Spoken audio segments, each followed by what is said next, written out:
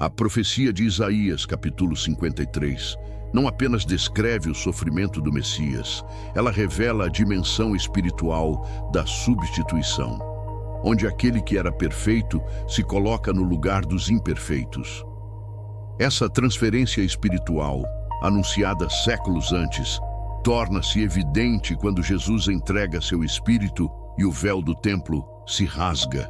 Esse evento simboliza o acesso restaurado entre Deus e a humanidade, algo que somente o sofrimento do servo sofredor poderia realizar. A precisão profética aqui se une ao registro histórico para mostrar que a redenção não foi um conceito abstrato, mas um acontecimento concreto, planejado e executado com perfeição divina. A rejeição que Cristo enfrentou é ainda mais profunda quando analisamos o contexto cultural e religioso da época. Para os líderes religiosos, a ideia de um Messias que sofreria parecia inaceitável. Eles imaginavam um libertador político, não alguém disposto a morrer.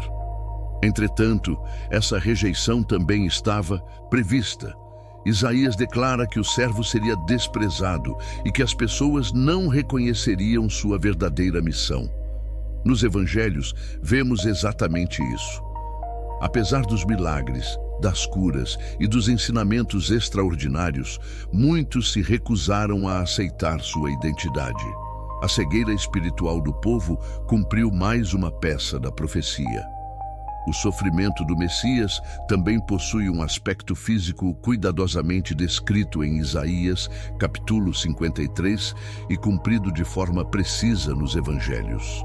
Ao descrever o servo como alguém sem aparência que atraísse os homens, Isaías aponta para a desfiguração causada pelos espancamentos, chicotadas e agressões que Jesus sofreu antes e durante sua crucificação. Os soldados romanos não apenas o feriram, eles o mutilaram com violência extrema. Esse detalhe reforça como cada parte do processo da paixão fazia parte de um plano profético detalhado, mostrando que nenhum sofrimento de Cristo foi acidental. Outro elemento impressionante dessa profecia é o silêncio do Messias diante dos seus acusadores. Isaías compara o servo a uma ovelha levada ao matadouro, silenciosa diante dos que a tosquiam. Esse comportamento não é comum em vítimas de injustiça, que normalmente lutam, protestam ou tentam se defender. Porém, nos evangelhos, vemos Jesus permanecendo calmo e silencioso diante de Pilatos, Herodes e dos líderes religiosos. Esse silêncio não era passividade, mas submissão voluntária ao plano redentor. Sua quietude diante da humilhação revelou força, controle e determinação messiânica. Outro aspecto relevante da profecia é sua profundidade jurídica. Isaías descreve alguém que seria tirado por um juízo opressivo, condenado injustamente, mesmo sem trazer culpa alguma. Nos evangelhos, Jesus enfrenta um julgamento irregular, marcado por falsos testemunhos, manipulação política e pressões populares. O processo não seguiu a lei judaica nem a justiça romana. Tudo foi conduzido com pressa, medo e interesses ocultos. Ainda assim, Jesus não resistiu. Sua submissão ao julgamento injusto cumpre exatamente a palavra profética. Ele seria condenado não pelos seus pecados, mas pelos pecados de muitos. A morte do Messias também é descrita com riqueza de detalhes em Isaías, capítulo 53, afirmando que ele seria contado entre os transgressores, mas mesmo assim morreria de maneira honrada. O Evangelho confirma isso quando Jesus é crucificado ao lado de dois criminosos, recebendo o mesmo tipo de execução destinada aos mais perigosos rebeldes. No entanto, sua sepultura foi feita em um túmulo novo, cedido por José de Arimateia, um homem rico, exatamente como Isaías havia anunciado séculos antes. Até o local de seu sepultamento foi profetizado. O aspecto mais impressionante dessa profecia é que Isaías descreve um servo que morreria, mas continuaria vivendo para cumprir o propósito de Deus. Essa previsão aponta diretamente para a ressurreição. O capítulo afirma que ele veria o fruto do penoso trabalho de sua alma e ficaria satisfeito. Os evangelhos confirmam que Jesus ressuscitou ao terceiro dia, apareceu a muitos discípulos e transformou completamente a história da fé. A ressurreição não é apenas a vitória sobre a morte, mas o selo final de que a profecia se cumpriu de forma plena e inquestionável. Ao longo dos séculos, Isaías, capítulo 53, tornou-se o texto mais citado pelos primeiros cristãos para demonstrar que Jesus era o Messias prometido. Ele serviu como base para pregações apostólicas, debates teológicos e defesa da fé diante de perseguições. O capítulo apresenta uma harmonia perfeita entre previsão e cumprimento, revelando um plano complexo que ultrapassa qualquer explicação humana. A precisão com que cada frase se encaixa nos eventos do sofrimento de Cristo desafia qualquer tentativa de negar seu caráter messiânico. Além da dimensão histórica e profética, Isaías, capítulo 53, também possui impacto espiritual direto para cada pessoa que entra em contato com sua mensagem. Ele revela que o sofrimento do Messias não foi apenas um evento para ser estudado, mas uma realidade que transforma vidas. A cura mencionada pelo profeta não é apenas física, mas também espiritual e emocional. A paz conquistada por ele é a restauração completa da alma humana. O capítulo fala de libertação, reconciliação e perdão, temas que continuam atuais e necessários em todos os tempos. O sofrimento sacrificial de Cristo é o fundamento de muitas doutrinas cristãs essenciais, como a justificação pela fé, a redenção, a expiação e a reconciliação com Deus. Todas essas verdades estão reunidas em Isaías capítulo 53 de maneira profunda e estruturada. A narrativa revela que o Messias precisaria sofrer para cumprir a justiça divina e que sua morte seria o meio pelo qual o pecado seria completamente vencido. Quando Jesus declara na cruz, "Está consumado", ele confirma que todo o plano profético havia chegado ao seu ápice. Para compreender totalmente o impacto dessa profecia, também é importante observar seu contexto literário. Isaías, capítulo 53, faz parte de uma sequência de cânticos do servo, onde cada capítulo revela uma faceta diferente de sua missão. O capítulo 52 apresenta o servo exaltado, mas também profundamente humilhado. O capítulo 54 fala da restauração resultante de seu sacrifício. Essa estrutura mostra que o sofrimento do servo não termina na dor, mas culmina em vitória, expansão e libertação. A narrativa completa aponta para um ciclo de entrega, morte e triunfo. A profecia também revela a profundidade da natureza humana, ao mostrar que muitos rejeitariam a salvação oferecida. Isaías declara que o povo não acreditaria na mensagem, mesmo diante de tantas evidências. Nos evangelhos, isso se cumpre quando uma parte significativa da população rejeita Cristo, apesar dos milagres e sinais. Essa incredulidade continua sendo um desafio nos dias atuais, onde muitos ainda ignoram a grandeza do sacrifício do Messias.